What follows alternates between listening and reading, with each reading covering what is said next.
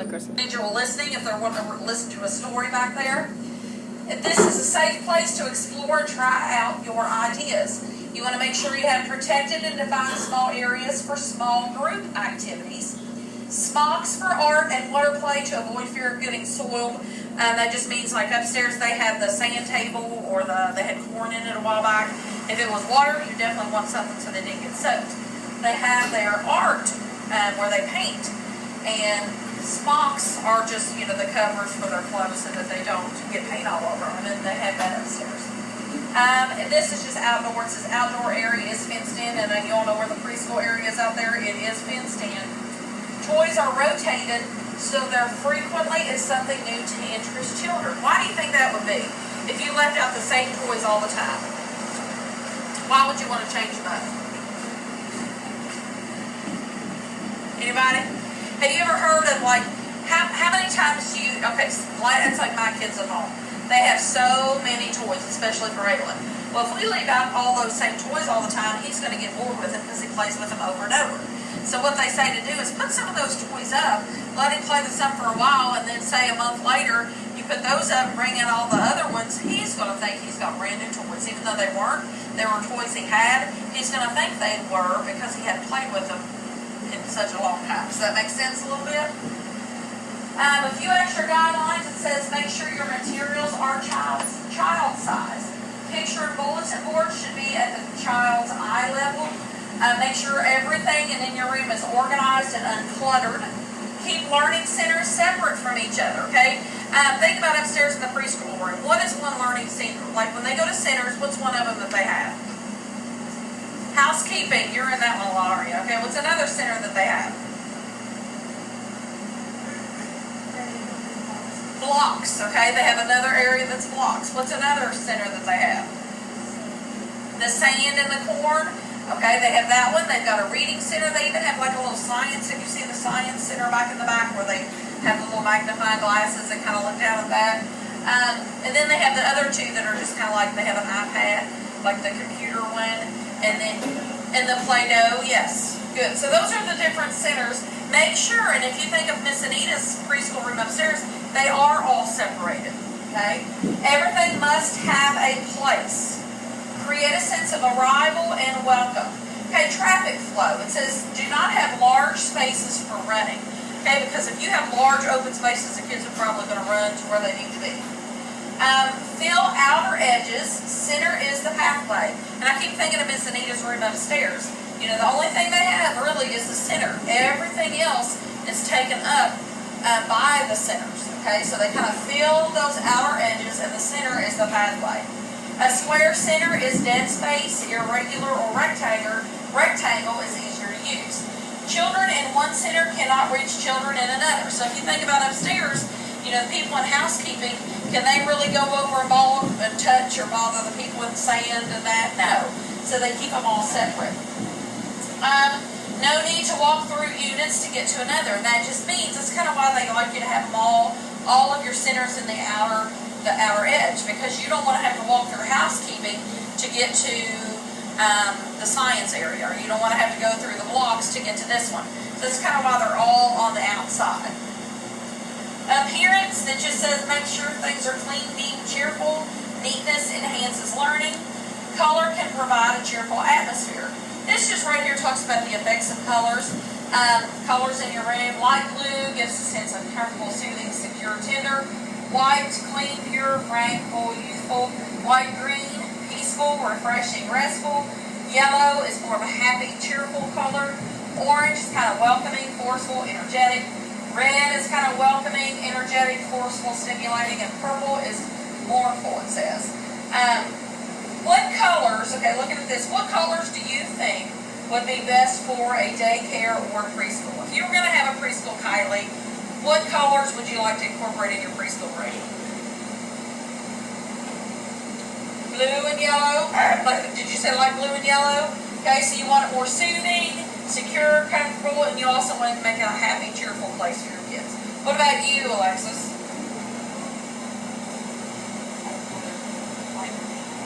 Light blue, light green, and yellow. Okay, peaceful, refreshing was the light green. Happy, cheerful, light blue, comfortable. Okay, have you ever seen like A lot of them have all those the colors in it. Okay, it does make it more of a cheerful, welcoming place. Real quick, we're just about finished with the slide, and then we're going to get started on that. Safety. It says teachers must be able to see and supervise all areas of the room. You don't want to have anything blocked, because you want to make sure your eyes are all on the kids. You want to be able to see everything. All materials must be safe and in working order. If you have stuff that's broken, get rid of it. Do something different. Outside doors need to be visible and locked to the outside and to the children. Storage of hazardous materials must be locked. So if I have a cabinet and it has, say, peroxide, cleaning supplies, and stuff like that, you want to make sure that area is locked up so that the children don't see it. Okay. All right. What I'm going to do now? Any questions about the lesson? Okay. What I want you all to do now, it's your turn. We kind of talked about some little basics, some refreshers on a preschool room. Now it's your turn to create your own preschool room. Okay, so what I want you to do is go ahead and open Google Classroom. Okay, go to it's Child Development Services, second period. You're going to open up Google Classroom, and what I want you to do, I want you to click where it says Preschool Layout Activity. You're going to open that.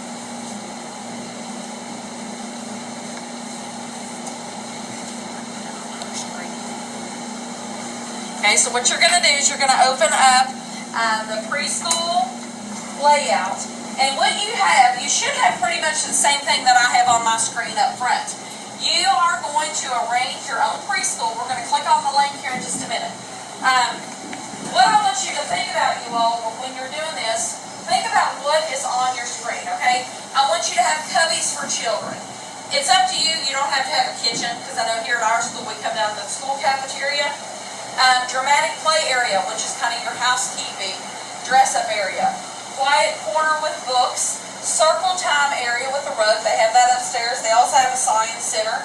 Small manipulative area with table, painting, Play-Doh, etc. Block and truck area, a sensory table. It could be corn, sand, a rice table. Make sure you have your teacher desk somewhere. You can change things. You can add things. However you want it. This is going to be your preschool room. Okay, so what I'd like for you to do is click on the link that says floorplanner.com. Okay, when you click on that, it should take you, watch up front, it should take you to a floor planner website. Okay, did yours come up? Okay, now what I want you to do, this kind of gives you a basic layout of a preschool classroom. Okay, and if you look up here, it's got your teacher's desk and storage, dress-up cart. It's got a reading area, quiet area over here, literacy area for reading. There's an art area. There's art supplies over here, science area. There's shelves. There's blocks. All over here on the side of the wall, what are those? Cubbies. Okay, that's where the kids, that's their area. So what you can do, you can also see this is a little closet. This is where you walk into the classroom. If you look right up front here, that is where you actually walk into the classroom. So what you can do, you are going to go through here. Let's say I don't want my teacher's desk there. You can move your teacher's desk. Okay, you can move your teacher's desk wherever you want to move it. You can also, let's say you want to click on this little chair over here. Okay, in the top left-hand corner, there's a little chair. Okay, if you click on that, it's going to give you furniture, things that go in your classroom, different types of storage, cabinetry, dramatic play, kids, and that sort of thing. You can use the down arrow down here at the bottom. You can use that, and there's all kinds of furniture, activities that would go in a preschool room. So you can pick different things. If there's one over here that you do not like, all you have to do is click on it, hit delete. And what you can do, let's say I want, just for an example, I want this little adjustable kidney table over there. So I'm going to click on it and I'm going to drag. Okay, so you can click and drag. This is soft seating. Have you seen any of the students use soft seating? I know sometimes you've seen, we have some kids in school that kind of need this. They like to have their own little area. So if you feel like you want one of those in your classroom, just click it and drag it. Okay, so what I want you all to do, you can delete stuff, you can move things around. I want you to take this time to kind of create your own little preschool room. Just kind of play around with it. We probably won't get this finished today, but if you do, look up in the top right-hand corner, and you are going, it says save it in a new account, or if you click on this one here, you can share by email. And I would like for you all to share this with me. Okay, and here in just a minute, I'll put my email address back up there. But when you're finished, like I said, we probably won't finish this today, but I want you to email your preschool layout to me. Okay, so we're going to share it that way. So what I want you to do is I just want you all to kind of play around with this a little bit, look and see what all there is, and I want to see how you would design your own preschool room using this software. And if you have any questions or anything, let me know. But it's your room, okay? So kind of just play, like I said, play around with it. If there's some things on there that you do not like, just click on it, delete it, and add something new. Okay?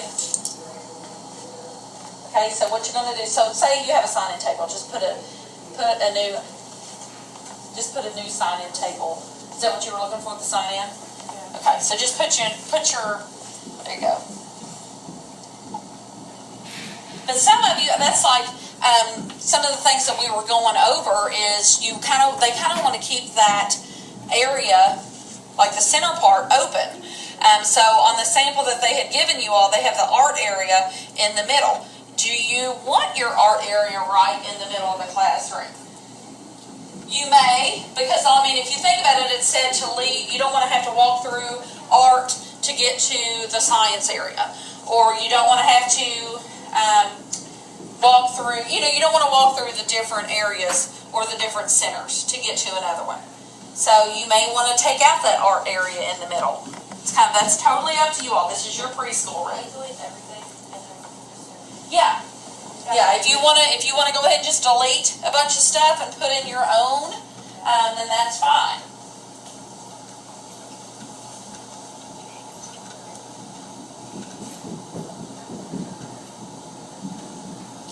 Cubbies are kind of nice if you think about that. The cubbies where on the sample that they gave, what you do is you come in the door right here, that's where you come in. Sign-in table. Why do you think they have a sign-in table?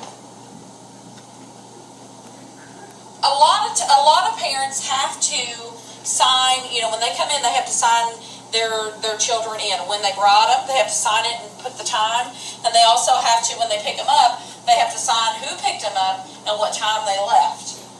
So a lot of places do have sign-in areas. But it's kind of nice to have your cubbies and stuff right there as you come in the door instead of all the way on the other side of the room.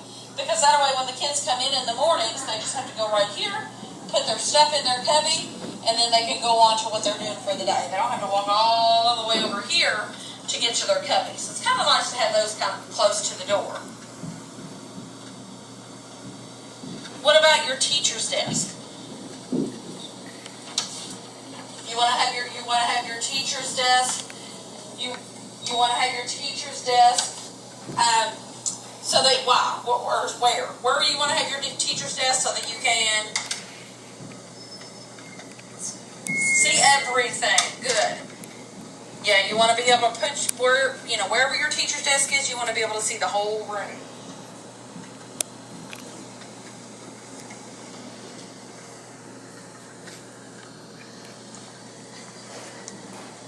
I just want you all to have fun with this. Think about how many of you have thought about becoming a teacher? I know several of you have, especially now that you've been working with kids and stuff. So this is just a little fun way to kind of look and see how you would design your own classroom. But flip through, there's tons of things down there. If you hit that bottom arrow, there are, I think it says, how many pages? 63 different images that you can put in there. So just pick whatever you think would be nice for your preschool room.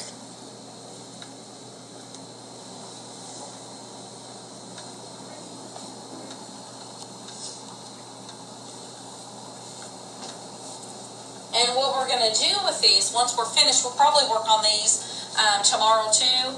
But what we're going to do is we're going to, I'm going to have you save this, we'll share it, and then I'll pull these up on the whiteboard, and I'm going to have you all come up here and tell me why you put certain things where you did. your reason for doing this. Kind of show us your preschooling. Share it with each other.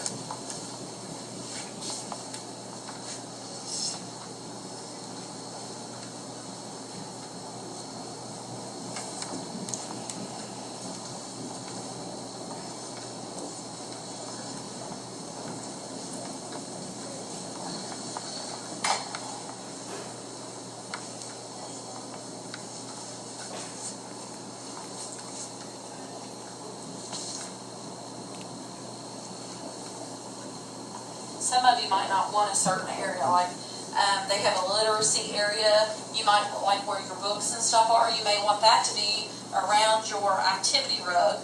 That way they can just, there's a reading and quiet area. You may not want a separate literacy area.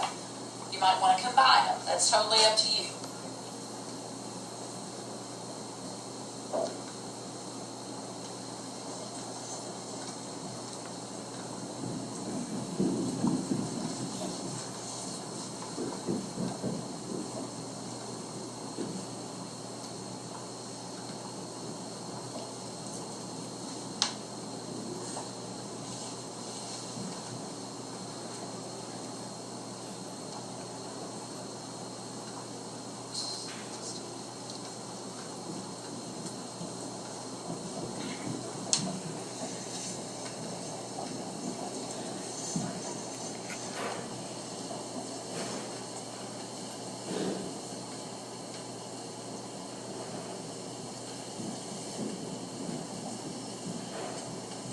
If you notice on, like where it has the ABC, the alphabet rug, for literacy area, over on the side it says there's a whiteboard. You have to kind of picture that. That would be handy to have. Why would you want your whiteboard there where the activity rug is?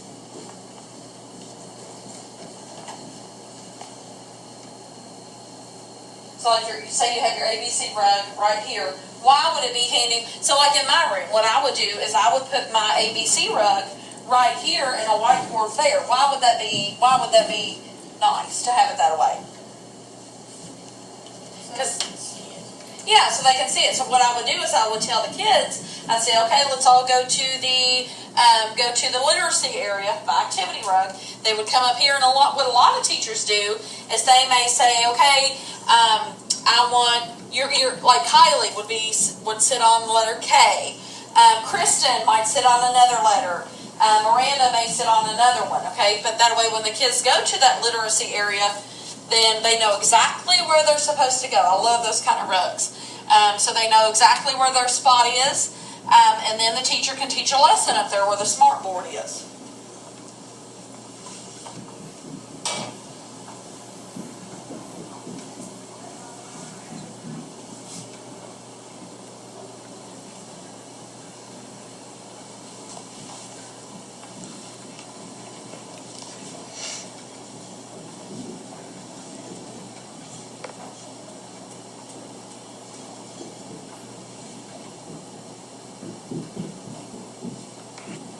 I think there's one, it's for, is there like cots or something that the kids can sleep on? They have like a rest area. I know upstairs in preschool in the afternoons, right after they eat lunch, they kind of wind down a little bit. And they actually, in Miss Anita's room upstairs, they actually have their cots in a stack.